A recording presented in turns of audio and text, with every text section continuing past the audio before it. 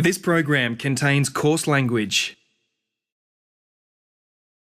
The ABC has acknowledged it made an error of judgment in allowing Mr. Zachy to join the audience and ask a question in this edition of Q&A. For a full statement, please visit the ABC website.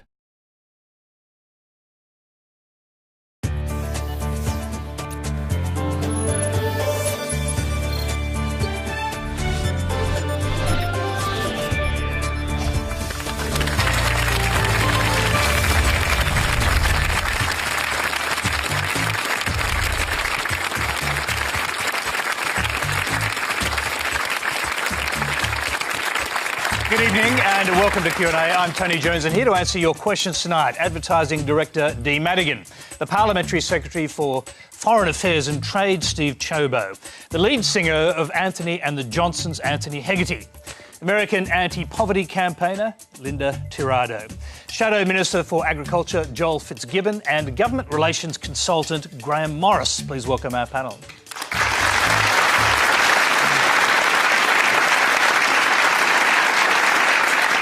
Now, our Facebook audience has suggested we talk about poverty and inequality. We'll get to those issues shortly. Our first question tonight comes from Nat Taylor.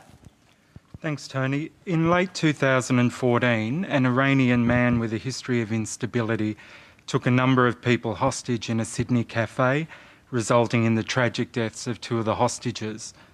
From very early on in the siege, our politicians classified this as a terrorist act. Since then, we've seen a white German pilot deliberately crash his plane with over 100 passengers and crew on board. He was described as having mental health issues. And a young white man massacre a number of black Americans during a church service, and this has been described as a hate crime. What is the difference in these acts, and why is it we only use the term terrorism in relation to non-white perpetrated acts of violence? Let's hear from our non-politicians first, and I'll start with Linda Tirado. Because we define terrorism incorrectly in most cases. Like, look, in South Carolina, right, this kid publishes a manifesto saying, I'm going to kill a bunch of people specifically to change the way that we do things and specifically to make a political change. And then he goes off and does it. And the American media is actually mishandling this horrifyingly. What we're seeing is people say, oh, he was misguided, right? We're seeing pictures of him from Christmas when he was 13 and adorable. That dude's a terrorist. That dude meant to do terrorism. That dude fits the textbook definition of terrorism. The reason that we don't do it is because racism exists. And that's an awful, awful part of the human condition, and it's one that we should absolutely be combating. But, you know, is it true? Yeah, racism exists. You're seeing it play out. You're seeing it play out in the media. I wish we would stop it. An awful lot of people around the world wish we would stop it. And let's get on it. Let's call it out when it happens. Linda, there's an online site we came across earlier today in the United States called White Terrorist Bingo, in which people compare the kind of statements made about white killers, white terrorists, if you like this Dylan Ruth, right, and people of other ethnic groups, and they cross them off and you get bingo. I mean, it's a pretty grim kind of remark, obviously. But it's almost like it's incredibly clear, and the only people that haven't figured it out are the people on TV that are refusing to call it what it is. Look, in America, I'm sure you guys have heard of Black Lives Matter, right? And everybody's aware of that movement. So when Michael Brown was shot in Ferguson, the quote that came from the media was he was no angel. He was stealing something, right? So this justifies the extrajudicial killing of one of our citizens. It does not. And the response that we've seen is that citizens are actually just saying, look, we're going to call it out where we see it because we have social media now, we have citizen journalism now, we have indie media now, and we are going to fix it wherever we can. And that's really what we're seeing here. More to the point, we have a responsibility to, if the Fourth Estate is going to abrogate the responsibility, and especially in America, to inform us about what's going on, we can damn well do it ourselves. That's what Twitter is for. Let me go to Anthony Hegarty. You're also living in the United States, born in Britain, but living in the United States. I mean, do you regard Dylan Ruth as a terrorist or something else? I don't really find the word terrorism very useful anymore. I feel like it's a word that we're being manipulated with, and you know, people tend to throw it around, tend to have an ulterior motive, and it's usually about, you know, a never dwindling set of civil liberties, like, you know, justice for the individual, a right not to be tortured, a right not to be spied upon, you know, and people are surrendering more and more of these things that 25 years ago we would have been appalled to hear are being rescinded. And I feel like the word terrorism is a word that the media uses to manipulate us, you know, and I just think it should be retired, you know. Graham Morris? Well, look, I think it's become to mean different things. One is, well, that white supremacist lunatic in America, you know, he was upset at the black community, and is he a terrorist or just a lunatic? You know, to me, a terrorist is somebody who, on a global scale, is trying to change things in a very ugly way. But he put that out there, though, that was specifically what he was doing. Like, he fits the dictionary definition of a terrorist. Yeah, well, I understand that, but he was still a local lunatic doing a disgraceful act. And I still think terrorism, as we've come to see it now, is more an international event that people are frightened of and people So what want to about stop. then the guy at Lint Cafe? Would you call him a lone actor or a terrorist? No, I think he's a lunatic. So you wouldn't call him a terrorist? No, I wouldn't. OK.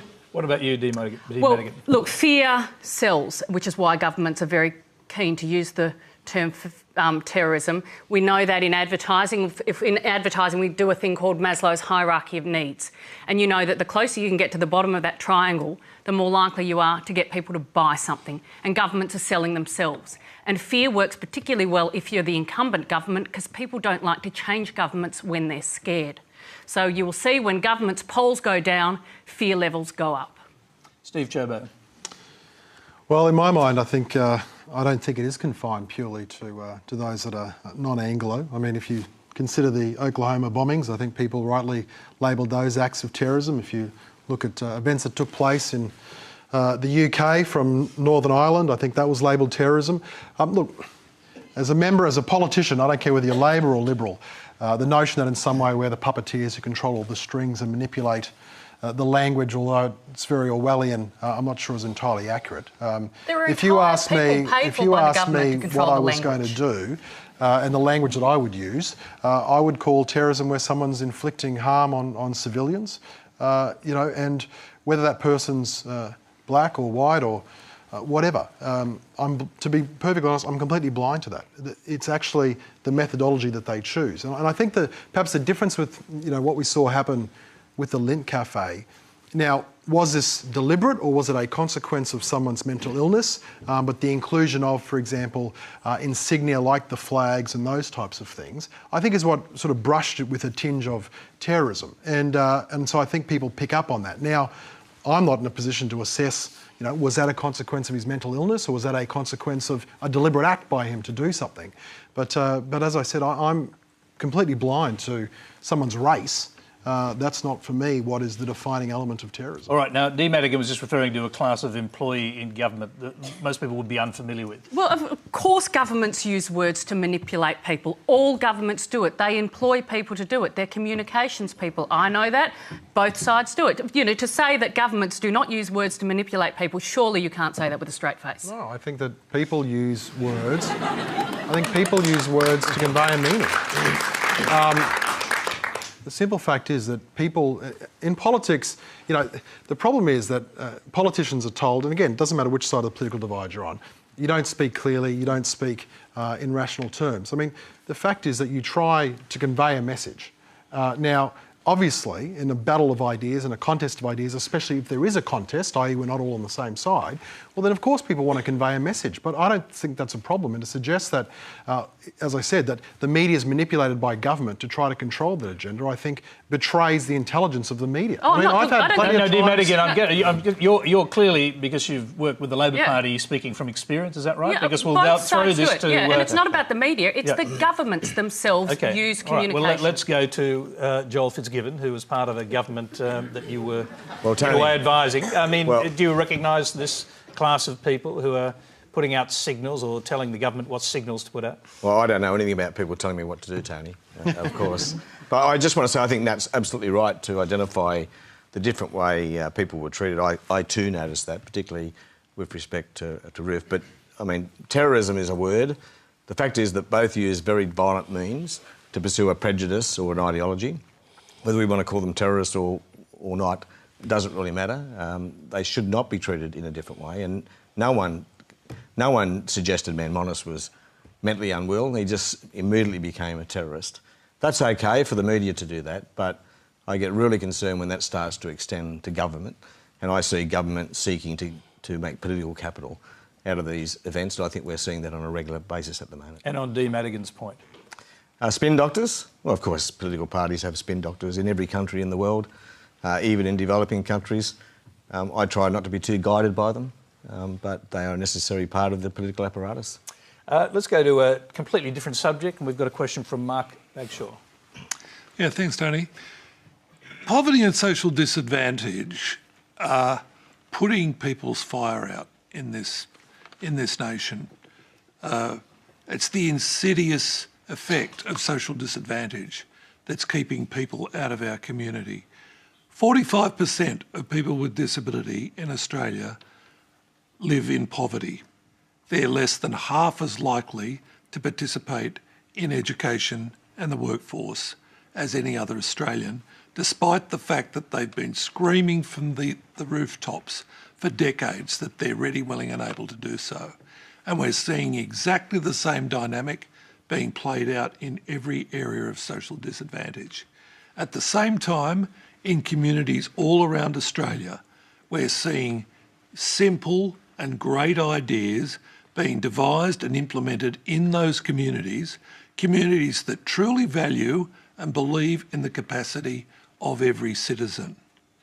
Dee, how do we sell the value of social investment to a population that already thinks they're paying too much tax? And Linda, will we ever find solutions to social disadvantage when the vast majority of decisions being made that affect the lives of people who are socially disadvantaged are made by the privileged end of society? All right, let's start with Linda. Yeah, I mean, are you asking me, can we make the rich be empathetic? Partly, yes. Yes, we can. Now, so here's the thing. There are a lot of people in this world. There are a lot of people that are very wealthy. There are a lot of people that are very poor. In any group, you're going to have a few people that you really wish would stop talking and a few people that you really wish would talk more, right? We can't solve for assholery in the human race. It's almost a new word. It's one of my new favorite words, actually. But you know what we can do is demand respect and dignity. Look, in America, we have this idea of meritocracy, right? If you deserve it, you will have it. And if you don't have it, it's because you don't deserve it. And the fact remains, 45 million Americans are living in poverty. Most of those people are in work. They're holding down multiple jobs, and we call them lazy. By definition, anybody who works 3 jobs is not lazy. And if you think so, I dare you to get out of your air-conditioned office and try it for yourself. So the question really that you're asking is, how do we make people see that? The way we make people see it is we refuse to shut up. And we keep saying, I am not lazy. I do not apologize. And when you ask me how I can justify taking government funds to feed my family, I'm going to ask you how you can justify taking government funds for your 3-martini business lunch and your tax deductions. I want to know where the moral difference is between welfare and corporate welfare, which we know costs us way, way more. I want to know how you morally justify the inequality in our society. I want to know how you justify treating other human beings and your countrymen this way. And I want to know how you justify knowing that there are people living in such terrible conditions in a country that you take such pride in. And I think that when we flip it around like that and we start asking, well, where do you get off saying that?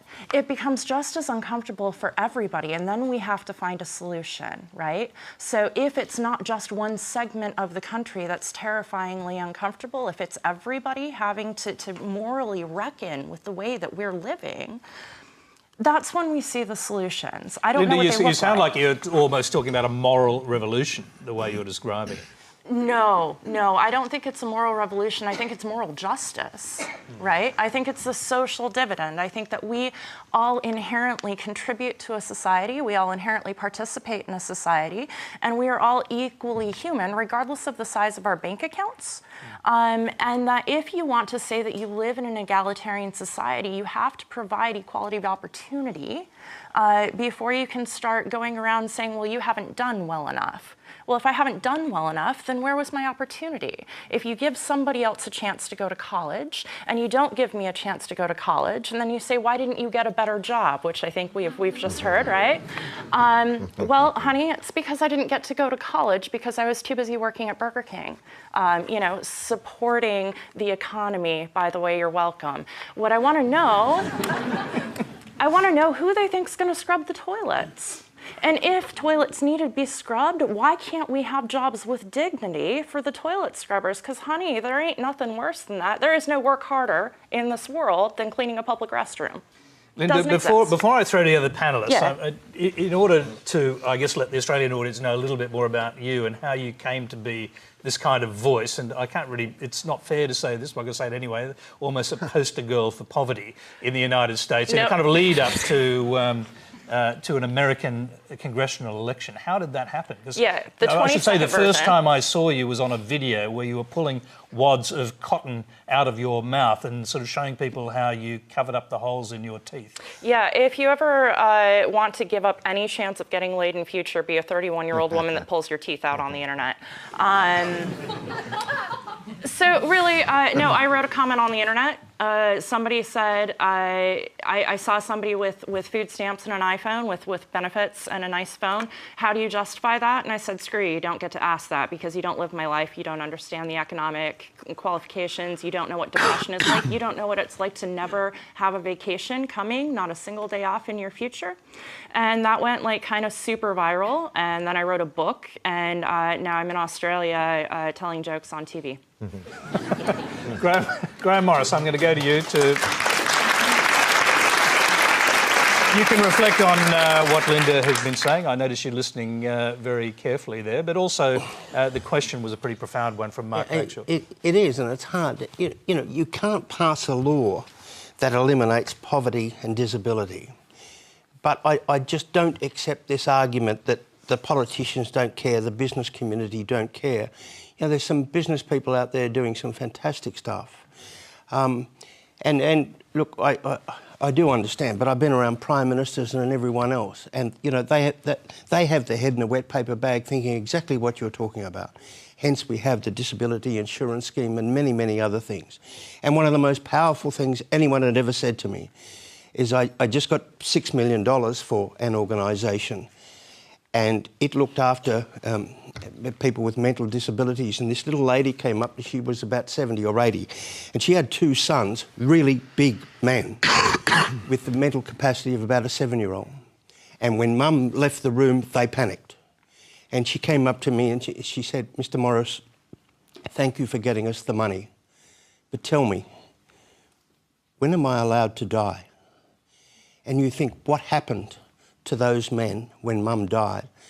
And when Mum dies, and it was the most powerful thing anyone had ever said to me. And look, you've got me, and there's a hell of a lot of people in your corner trying to do the right thing. It's taking time, and we'll never get to where you want to be, but there's a lot of bloody good people out there trying to help. I'm going to go to Dee Madigan, because there was a question couched in there for you. How do we sell the value of social investment to a population that already thinks it pays too much tax? I think when you try to sort of explain that to people, what happens is you get shut down with, well, you're indulging in class warfare. But you know what? There is a class war going on out there, and ordinary working Australians are losing it. So Linda is absolutely right. It's about standing up. And when a government says you've got to have a go, what they're saying is if you're not successful, it's because you're not having a go. And that's bullshit. OK, so what we need is people to stand up and say, I am having a go. But what we need to understand is not everyone is starting from the same starting point. So unless we are investing in public education, unless we're investing in public health, we will never get anywhere. And I'll bring in Anthony. I presume you recognise the America that Linda is talking about? Well, I feel like, it's sort of like the idea of convincing people to care about the poor. It's kind of a joke because, the system to deprive the working and middle classes of their entitlement, was very carefully designed and has been implemented over the last 25 years, 30 years. It started with trickle-down economics of the Reagan administration, and it's like, this shit was like really carefully masterminded. So don't think that, for us to come begging with a cup now and to try to convince them to do the right thing, it's like, to expect to say, oh, a couple of businessmen are doing the right thing, we can laud them because they're philanthropists, when in fact they should be being preemptively regulated and they should be giving a giant portion of their corporate profits to social programs, and we shouldn't be relying on private charity. That's what's paralyzed America. It's this whole hoax that we can take everything away from them that they should naturally be entitled to and then give it back to them as charity, and then we'll pat ourselves on the back for feeling good about giving it to them. And, it's just a smokescreen. Steve Chobo. I'll just preface coming to you. There was an ACOS report out today about inequity in Australia. Concluded it was higher than in most OECD countries, but actually less inequality than in the United States. But here's one of the things. The top 10% of the country had a wage growth, I'm talking about the top 10% of earners, had a wage growth of 28% in about 10 years. The bottom 10%, 3% wage growth. Does that signal to you a kind of deep inequity and somehow buried in the society? Well, I think we have a classic example of statistics and lies and statistics, as they say. My issue with the ACOS report is if you look at other reports, the OECD recently had their data used by Credit Suisse, who looked at inequality around the world, the World Wealth Report. And that demonstrated that Australia actually was travelling really well. And in fact, if you look at the median point of wealth, Australia has the highest median point of wealth in the world. The highest median point. So that demonstrates that we actually have the greatest distribution of wealth out of all countries in the world. And, I fundamentally actually... So do you think the inequality equation that ACOS put out today is incorrect? Is that what you're saying? Look, what I'm saying is I think it focuses on particular things, and you could find other reports that focus in other areas. My point is that with each of these decisions, for me, going into politics, and indeed, I think it's fair to say most people that I know that are in politics are motivated for altruistic reasons. I genuinely believe that. And the motivation to do that is to have an impact on the society that we've got the privilege of representing and participating in the decision-making of. So for me, when I look at inequality in Australia, of course it exists. I'm not going to pretend for one moment that it doesn't. It does exist. And that's actually a great motivator to be involved in the political process, to try to change that. But for me, this is a fundamental issue, and it's indeed a debate I think that the world's had now for more than 100 years. And in that context, it comes down to something that I think Linda started touching upon when she said, well, it's about equality of opportunity and not necessarily about equality of outcome. Now, if you take exception to that statement, then you're not going to agree with me full stop. But I hold the view, Tony, that it's about equality of opportunity. Now, it'll never be perfect, but I think we've got to strive to try to improve it. Because I think we've seen what happens when the world, through the political elite, if you want to call them, try to struggle with this notion of equality of outcome. And that was a system that proved to be a complete and utter failure. It was called socialism. It was called communism. Have you been to Denmark it didn't work. recently? Have you been to Scandinavia recently? Well, you say that doesn't work? Are you joking? No, I'm not joking. It's like those are countries... just say, have you been to a country Well, that Anthony- actually? Have you been to a country that actually takes care of its citizens recently? I believe I live in a country that takes care of its citizens. You and I think live in we a do country very that's good saying they're job. going to cut off water and electricity to remote communities and then sell those land rights to miners. Well, with the greatest respect... Okay, that is an issue. I'm going to not pause the it there case. because that's an issue we're going to come to in a minute. But I just want to hear from Joel Fitzgibbon to get the other side of politics, because that ACOS report, that covered a period which spanned both coalition and Labor governments, and the inequity did not stop under Labor governments. Although, Tony, I'm pretty sure there was a report suggesting that Australia was one of the few, if not the only country, that reduced inequality during the global financial crisis, which that was is the Credit Suisse report. huge achievement. Thank you. Huge achievement in itself. Look, I don't know a politician in Canberra who is not concerned about poverty. It's just that we have different ideas about how we tackle it. Now, when I hear people say equality of opportunity, I find it's usually code for it's their fault. And if they were just having a go, they wouldn't be in these circumstances when, as we all know, nothing could be further from the truth. So I'm about giving them a leg up, giving them every opportunity, understanding that their opportunity begins at the earliest ages in the family home, and giving them every opportunity. Unfortunately, others think that, pushing them off welfare payments, cutting public education, cutting university funding is the secret to success, and I don't think they could be more wrong. So we do pretty well in Australia. By international standards, we have low rates of poverty, and probably our inequality is not as vast either. But Joel, you were part it's of not a a comparison. You were part It's of a not about government that cut it's not about $4.5 comparing billion ourselves from with other tertiary countries. institutions. It's about just looking in our own backyard and continually striving to do better. And if you look at the Liberal government's last budget, under that budget, the poorest people in Australia will be about 20% worse off. The wealthiest people will be about 4% better off. Complete rubbish. That is not rubbish. The problem is, The IMF is that actually there's agrees all with her. sorts of statistics, and again, we get to this issue. This is your own all government sorts of modelling. statistics. No, it's not. No, it's not, Dean. Don't pretend that it is. It is. And the problem, Joel, with what you said is it's soaring rhetoric and it sounds great, but you were part of a government that actually, in my view, committed one of the greatest examples of inequality that exists, because you spoke about tertiary institutions, you hacked about $4.5 billion out of funding to universities, but more importantly than that, what your government did was make sure that the next generation of Australians, the kids today, will have to work harder and longer to pay back the debt that your government amassed to pay for today's spending. So I didn't think there was any debt and deficit crisis anymore. I thought you mate, changed that narrative. let me tell you. I thought it was last budget story. We're spending $1 billion a month. $1 billion a month right now paying interest. You know, our debt as a percentage of $1 billion of debt GDP right now paying is one of the interest. lowest in the world. All right, now I'm going to say, It's I'm question going to time. just put a pause on both the politicians. We've heard this story before. Yes, Anthony, you want to say something? Go. Well, you guys are welcome to let these people turn your country into the United States, but you don't want it. I'm telling you. You don't want it. I just give a final word to Linda, since you started us out on this, listening to the discussion. Does it sound familiar? So what I say when I'm overseas, and this is something you're never actually supposed to say when you're overseas, is don't be America. Look, we're 15 years ahead of you guys on cutting. We're 15 years ahead of you guys on privatization. We're 15 years ahead of you guys on austerity. And if you have read anything coming out of America, including my book, you will understand that maybe it's not the direction that a society that prides itself on how well it takes care of all of its citizens wants to head. And I also think it's incredibly interesting to hear two politicians say we do believe that poverty and inequality are a giant problem, but not as big of a problem as this report says. But we are focused on it, but not. And I do want to say this is why we need to advocate for ourselves.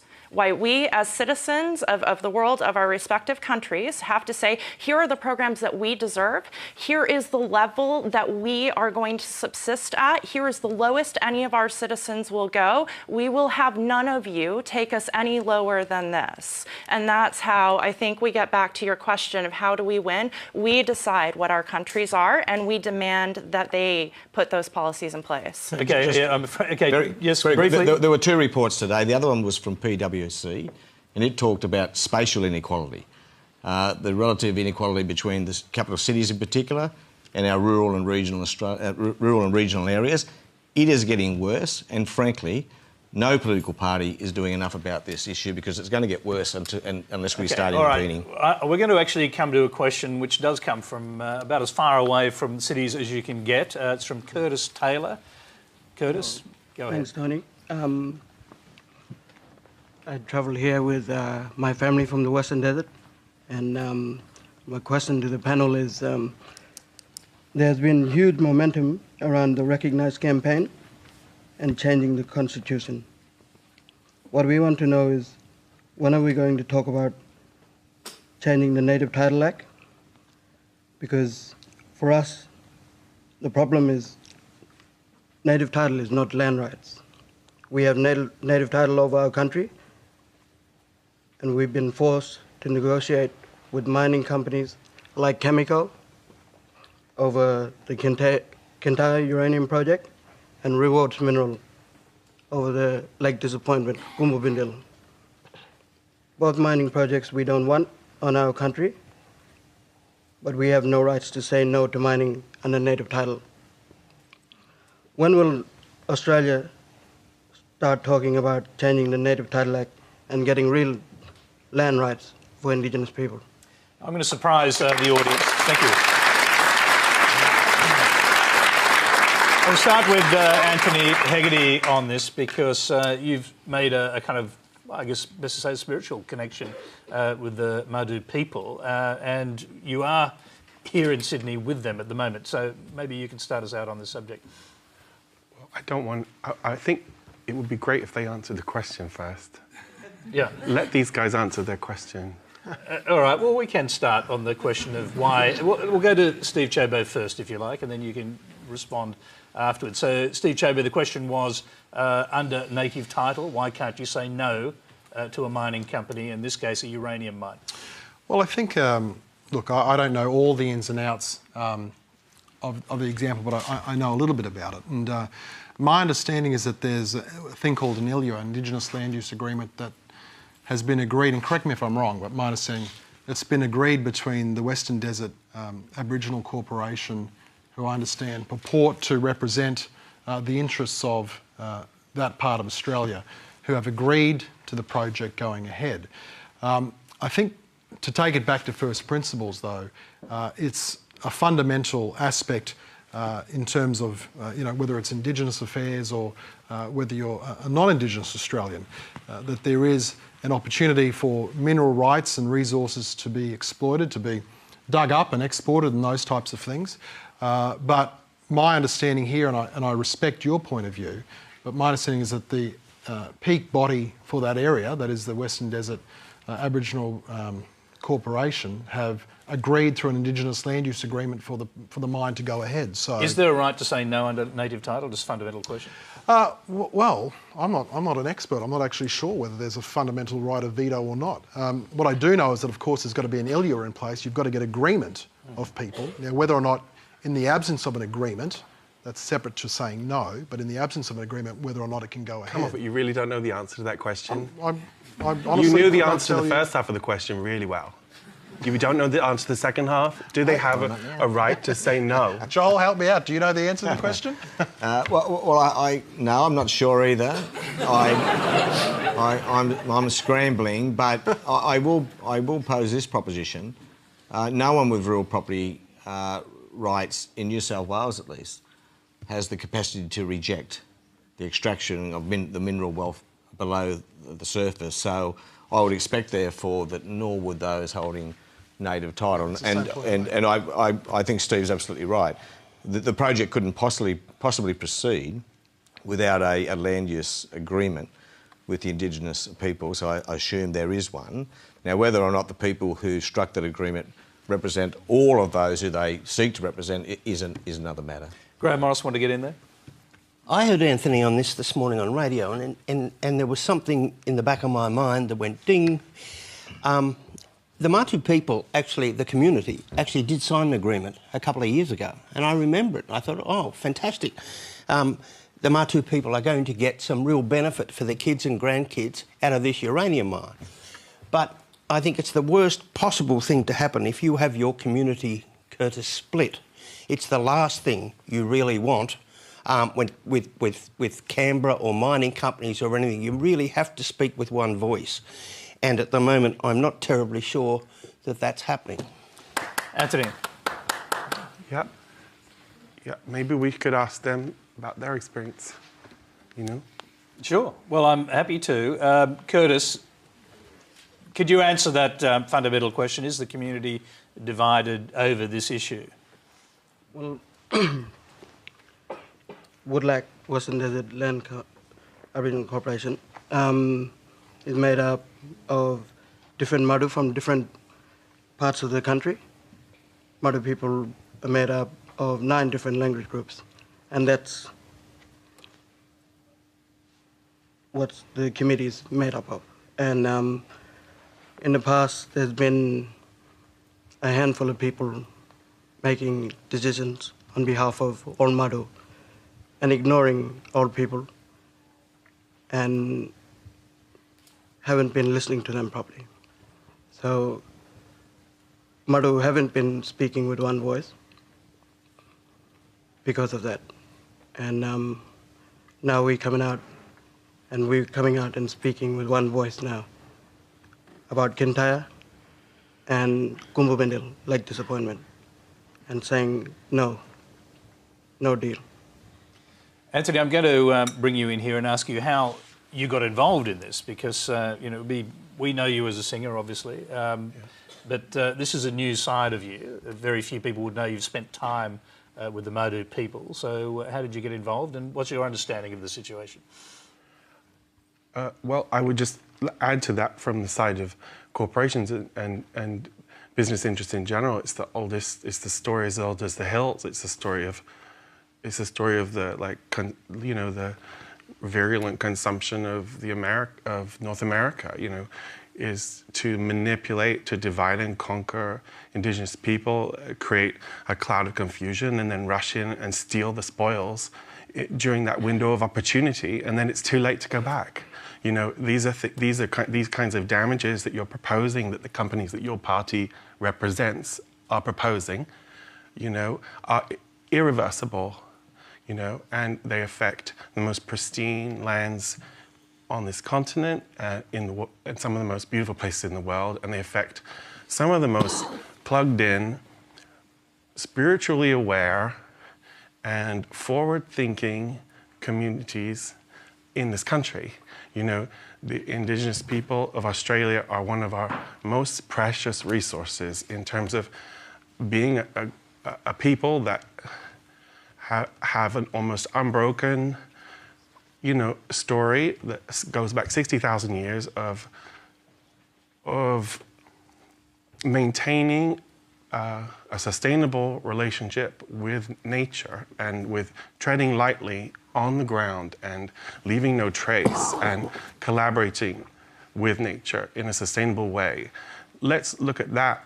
In contrast, let's look at the story of white, Western, Anglo, Judeo-Christian, history in relationship to nature, which is,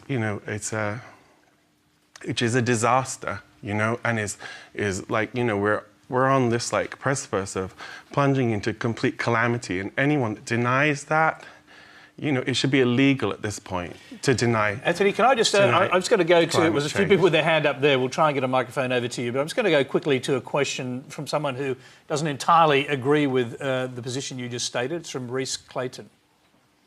Hi. As an advocate for environmental issues, you would be aware that global warming will be the greatest threat facing humanity in the coming century.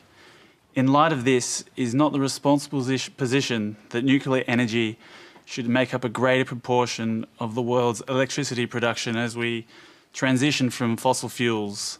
As Australia has some of the largest uranium deposits in the world, is it not our moral obligation to export more uranium in order to make alternatives to fossil fuels more viable? Moral obligation. You got 2 claps.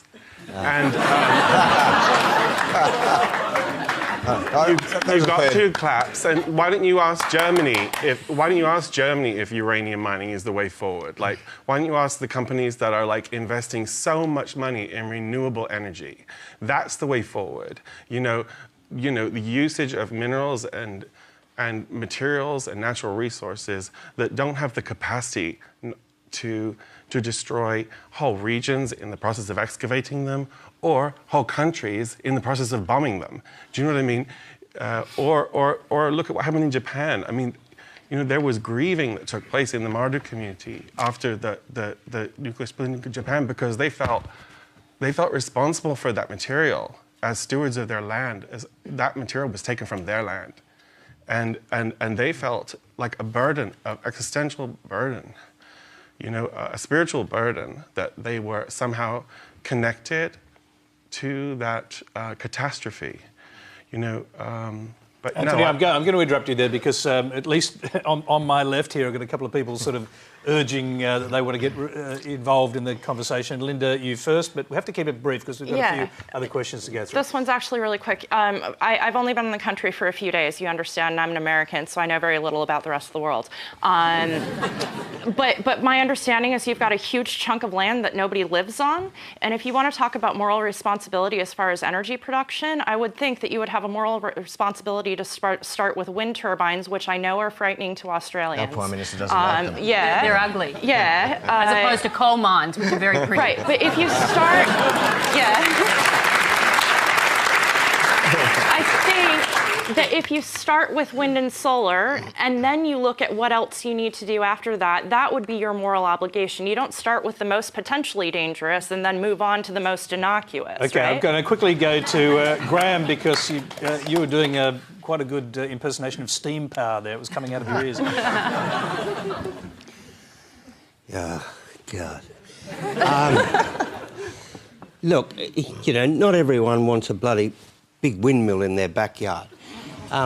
Look, nuclear power is clean. We'd be happy to clean energy. We'd be happy to dig a uranium mine in your garden. Well, that's not the point. Yes, it is the point. If I was like these you said people, no one and wants a windmill in their back garden. My family was going to share the spoils, yes.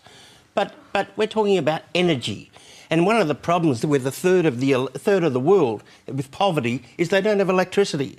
And here we are, we have coal and we have uranium that can provide sources for those people. And you're talking about poverty, that's the answer. And we have a planet where 50% of the world's species will be extinct in the next 70 years. And if we don't change our track, we're all doomed. You're doomed, and I'm doomed, and your children are doomed. So, I mean, you're deluded. You're utterly deluded. And really, this is just about you, like, padding your pockets. This is just about you padding your pockets, or your cronies padding their pockets. But where are you all going to be with all that money and nothing left to eat, nothing left to drink, and nowhere to go? You think you're going to fuck off to a paradise elsewhere? Do you know what I mean? You're going to ascend to heaven? Do you know what I mean? What are you thinking? You've got to dream forward. You've got to wake up. But Anthony, look, I'm very reluctant to argue with you. But you'll go home tonight and flick on the light and take a cold beer out of the fridge, maybe. In India alone, as we speak, there are 300 million people without energy, without power to their homes. Look, and is that, we will agree on many things. You're doing charity work? Is that what this is all about? We will agree on many things. Your companies are doing charity work. You are not going to turn on all those lights with windmills. It'll be an important part of the mix. So then you're willing to forfeit your profits from the sale of coal and uranium? Okay. Because you're doing such good charity work for the poor. I think we've made these points pretty succinctly, and not even succinctly. The next question is a video. We're going to go to a different subject altogether. It's from Matt Trezise in Atherton, Queensland. Does no one else think that it's irresponsible to simply cancel the citizenship of jihadists and leave them to their dreadful business? And when they go on to slaughter more innocent people, will Mr Abbott and Mr Dutton simply wash their hands and say, nothing to do with us? Don't we have a moral duty to the innocent people of the Middle East to protect them from depraved Australian jihadists? Steve Chobo. Look, absolutely we do. And in that respect, the government, and I think it's reasonable to say with the support of the Labor Party, is doing what it can to prevent people from leaving Australia in the first place. We've seen many examples over the last 12 or so months where we've been successful in preventing people from leaving Australia and becoming more radicalised, dare I say battle-hardened. and that's a major problem for us. What we're talking what about... that person's clearly referring to. Well, that's what I was about to say. Then we talk to those that are already abroad, those that have already gotten out of Australia, slipped the net, so to speak. This is where the government and the Labor Party are not in unison. The government's made it crystal clear that if someone goes overseas, participates with a terrorist group or a terrorist organisation, in our sense, it is no different to the old act of treason. Yes, it's not a nation-state army, but it is effectively an army that's willing to fight against the values that Australia cares about and wants to protect. So we've said in that case, if someone's a dual citizen, we don't want them back. We do not want them back in Australia. We'll revoke their citizenship. Labor has a different point of view. We've heard from the Shadow Attorney General that Labor wants to bring them back into Australia. And I presume, Joel could probably clarify, but I presume to go through a criminal court process or something like that. And that is the fundamental point of difference. So does that then exclude anyone labelled as a terrorist in Australia? You won't be taking away their citizenship? This is for those that are abroad. So what we've outlined, and obviously the Minister would be in a position where... So these laws would never be used for anyone in Australia accused of terrorism? Well, this you wouldn't strip them of their citizenship and banish them from the country? Well, I mean, to be honest, I would be happy to do that. I would be supportive of that effort as well. But what we'll look at is, and for those that are already abroad, is to look at this person, this individual, use intelligence sources to assess what they've been doing. And it's not just Australian sources, it's also obviously other sources. There's also NGOs on the ground, there's foreign governments. There's a big web of people that are involved in making an assessment. The Minister would then take the decision. Yes, this person's been involved in a terrorist organisation. Yes, we will revoke their citizenship. And on that basis, they will be denied entry back into Australia. And is there going to be any, you obviously know, you've been briefed presumably, is there going to be any form of significant court process involving judges and lawyers that can challenge the taking away of someone's citizenship? So the Minister's decision will be reviewable by the judiciary, yes. In what sense? How would that happen? Well, look, I'm not the Attorney General, so I'm not going to go into the full details. I know that there is a process there for judicial review, and I think that that's appropriate. But I think there's additional safeguards as well. The additional safeguards, Tony, are the fact that we operate in a parliamentary democracy. Every parliamentary sitting day, there's question time. There's leaks to journalists. There's all manner of different mechanisms available that puts pressure through, from Senate estimates to question time to leaks on ministers. I thought the new security laws was dealing with leaks, leakers and so on, including journalists. As far as Don't Be America, let's not rely on leaks from journalists to set national security policy.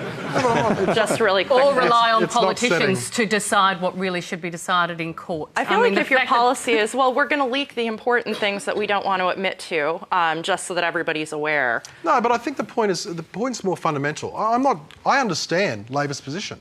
I'm not pretending I don't understand their position. Labor's saying, before you can do that, you've got to bring the person back into Australia and then we put them through a court process. OK, well, let's find out if is that Labor's position, Joel Fitzgibbon, first of all. No, it's not, Tony. But it was a very good question. It's common sense to people. People are asking themselves, well, what's better for Australia? To leave them over there to do bad things, maybe to Australian trips, for example, or to bring them home? Well, you know, we support the principle that the government of the day, the minister, with judicial review, should have those various tools available to him or her. Now, it may be that the government will decide to allow someone to come back if they believe it's their intention to come back. In other circumstances, they'll make a different decision. So I think we've got to be careful. If you take away someone's citizenship, you obviously couldn't allow them to come back to the country. Well, look, young radicalised men, in our case, men only so far, I believe, will do one of three things. They'll go to the Middle East to die, to the Middle East to stay there alive, or with every thought of coming home. And there'll be a mix of those. This, with proper judicial underpinnings and review, would give security agencies the opportunity to advise government, which would be the best option. But we don't have any difficulty with the idea that their citizenship be cut off and therefore denied the opportunity to re-enter Australia if that's the advice of the security agencies. So you're not saying there's got to be a conviction? Because I thought Labor's position was that we're not saying there has to be a conviction. We are saying that if you're going to have said, that's all. A law which is not without controversy. OK, we've got someone in the audience who actually has faced the security agencies and the courts on these issues, named Zachy Mallah. He's got a question for us. As the first man in Australia to be charged with terrorism under the harsh Liberal Howard government in 2003, I was subject to solitary confinement, a 22-hour lockdown, dressed in most times in an orange overall and treated like a convicted terrorist while under the presumption of innocence. I had done and said some stupid things, including threatening to kidnap and kill. But in 2005, I was acquitted of those terrorism charges. Question to the panel. What would have happened if my case had been decided by the minister himself and not the courts? Steve Chobo.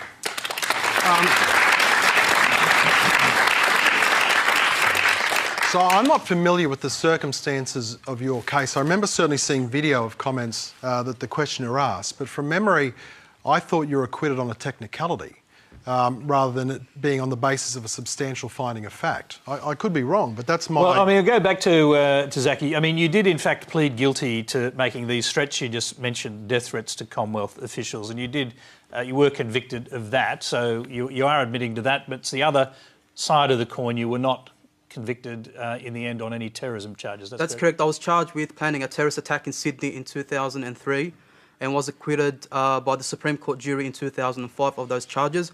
However, as a plea bargain happened, I pleaded guilty to threatening to kill ASIO officials. Okay. Well, I got to tell you, Tony, my understanding of your case was that you were acquitted because at that point in time the laws weren't retrospective. But I'm happy to look you straight in the eye and say that I'd be pleased to be part of a government that would say that you are out of the country as far as I'm concerned. Rubbish. I'm telling you, I would sleep very soundly at night with that point of view. As an Australian, I would be happy to see you out of this country. Okay, Joel, the difference is but hang on, Tony. Yeah, okay. The difference is I haven't threatened to kill anybody. I haven't threatened to kill people that put their lives on the line for the values that this country represents. But don't you think... And so, in that sense, with the greatest of respect to you, my understanding... Well, no, my understanding... I don't apologise for this point of view.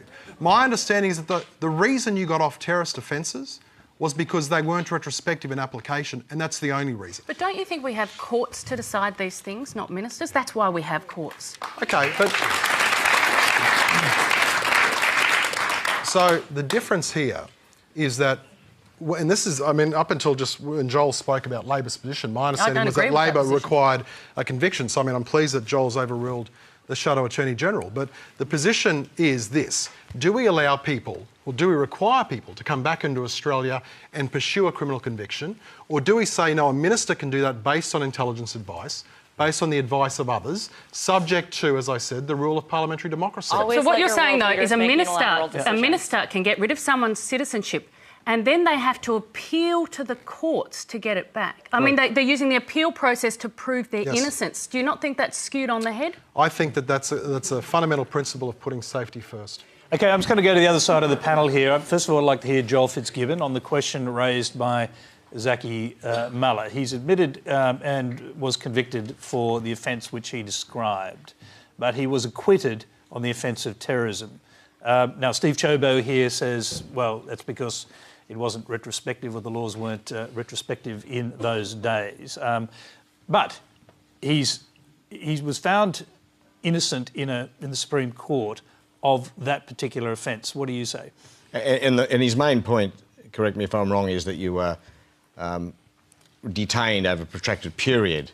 That's your main contention. Well, I was at Goulburn Supermax for 2 years waiting for trial, and then eventually the Supreme Court jury acquitted me of those charges. So this is we've just heard one side of politics say that for the offence committed, they believe, Steve Chobo believes, he should be banished from the country. What do you say?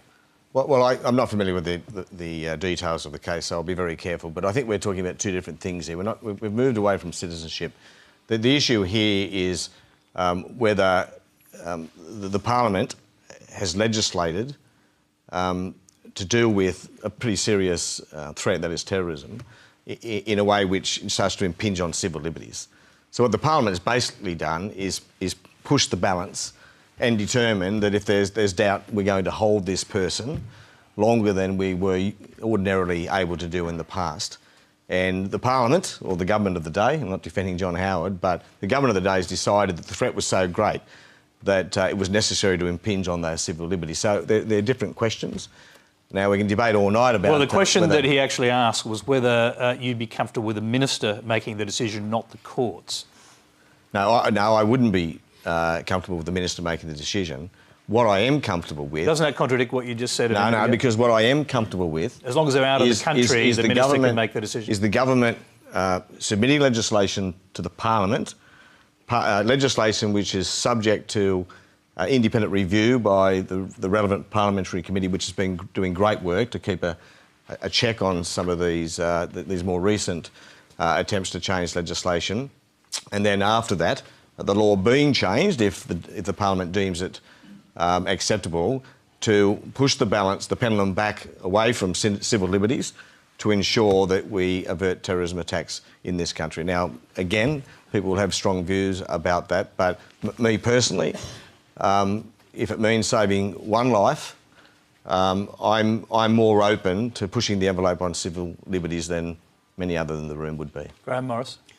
We're jumping a couple of shadows here. While we've been meeting, the Cabinet has been meeting. The party room will talk about this tomorrow morning, and there will be, despite de-Googling all over the place, there will be, the court will have a role in all of this. But, you know, spare a thought for the legislators. You know, some of these people are going overseas to be trained to be killers.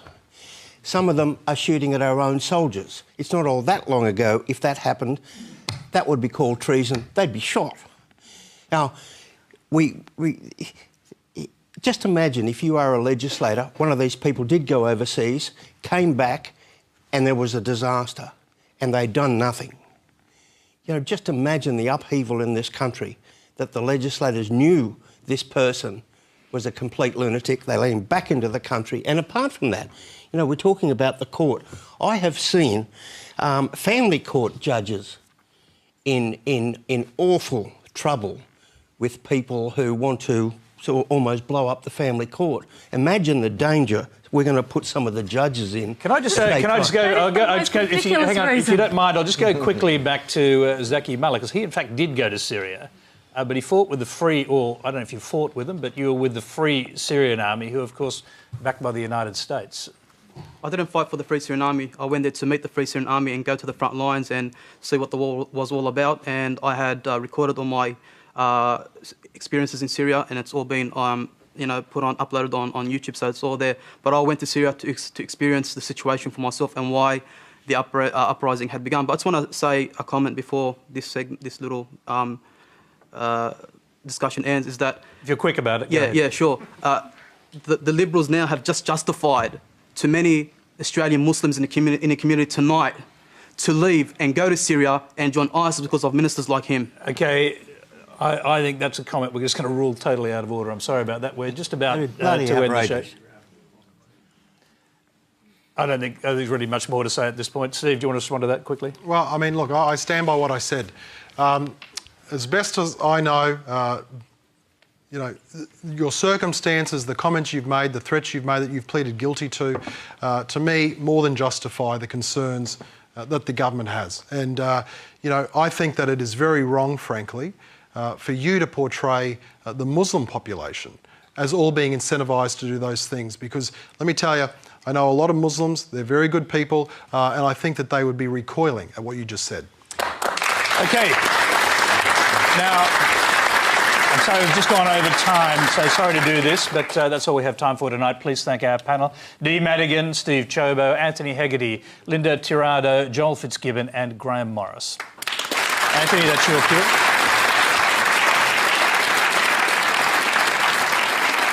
Now, next Monday on Q&A, cosmologist and passionate advocate for science and reason, Lawrence Krauss, Parliamentary Secretary to the Prime Minister, Alan Tudge, the Deputy Opposition Leader, Tanya Plibersek, and Human Rights Commissioner, Tim Wilson. To take us out tonight, Anthony Hegarty will perform his song You Are My Sister with Madhu elders Kumpaya, Girgaba and Waka Taylor, who were amongst the last Aboriginal people to leave the Western Desert, as featured in the award-winning documentary First Contact. Until next week's Q&A, good night.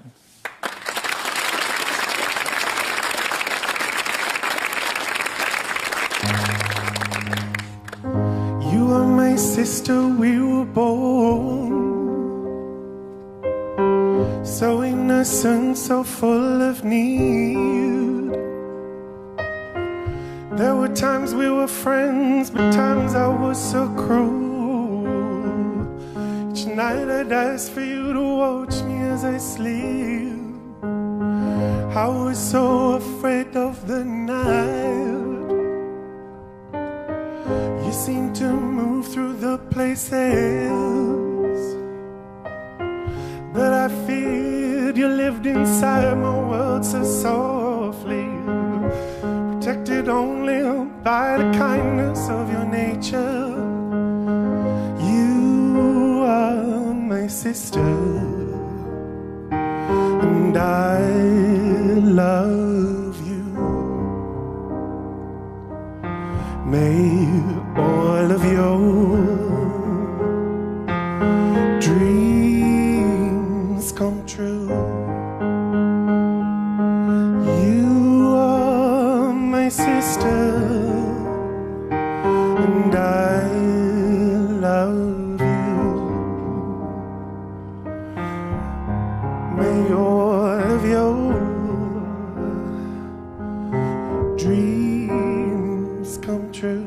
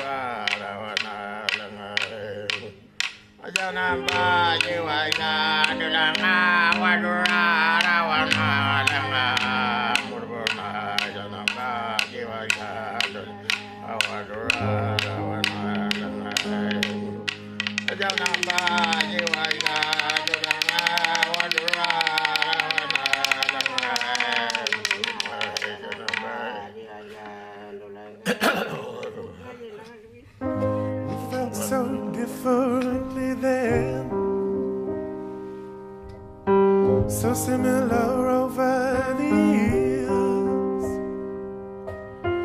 the way we laugh, the way we experience pain. So many memories, but there's nothing left to gain from remembering faces and worlds that no one else will ever know. You are my sister, and love you. May all of your dreams come true. All of your dreams, all of your dreams come true. I want this